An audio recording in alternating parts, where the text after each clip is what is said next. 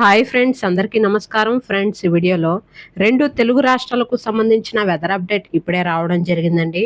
వీడియోలోకి వెళ్ళి పూర్తి వివరాలు తెలుసుకునే ముందుగా మన ఛానల్ని సబ్స్క్రైబ్ చేసుకోండి. వీడియో నచ్చితే లైక్ చేసి సపోర్ట్ చేయండి. అలాగే మీ యొక్క ఫ్రెండ్స్ అండ్ ఫ్యామిలీకి కూడా షేర్ చేయండి. ఇక ఏమాత్రం ఆలస్యం చేయకుండా టాపిక్ని స్టార్ట్ చేద్దాం. ఎండలతో మండిపోతున్న తెలుగు రాష్ట్ర ప్రజలకు వాతావరణ శాఖ ఓ చల్లని కబురు చెప్పింది.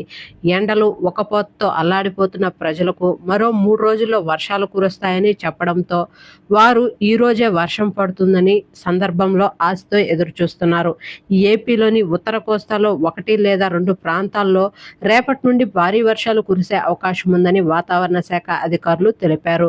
కర్ణాటక మీదుగా పశ్చిమ విదర్భ పొరుగు ప్రాంతాలపై ఉన్న ఉపరితల ఆవర్తనం వరకు ఓ ద్రోణి విస్తరించింది వాతావరణ కేంద్రం వెల్లడించింది.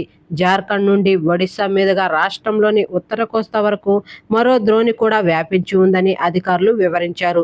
ఈ ద్రోణుల ప్రభావం వల్ల రేపటి నుండి అల్లూరి సీతారామరాజు, డాక్టర్ బిఆర్ అంబేద్కర్, కోనసీమ, తూర్పు గోదావరి, ఏలూరు, కృష్ణా, గుంటూరు, బాపట్ల, పల్నాడు, ప్రకాశం జిల్లాల్లో అక్కడక్కడ పిడుగులతో కూడినటువంటి ఓ మోస్తారు వర్షాలు పడే అవకాశం ఉందని వాతావరణ శాఖ పేర్కొంది.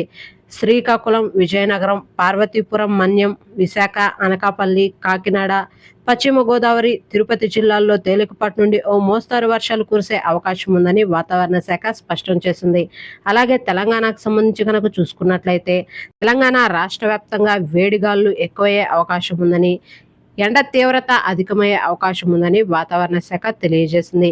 కొన్ని జిల్లాల్లో వడగాల్పులు అధికంగా వీచే అవకాశం ఉందని, చిన్నారులు, వృద్ధులు అవసరమైతే తప్ప బయటకు రాకూడదని సూచించింది. ఓకే ఫ్రెండ్స్, చూసారు కదా రెండు తెలుగు రాష్ట్రాలకు సంబంధించిన వెదర్ అప్డేట్. వీడియో నచ్చితే లైక్ చేయండి, మన ఛానల్ని సబ్స్క్రైబ్ చేసుకొని ఫాలో అవుతుండండి. Thank you.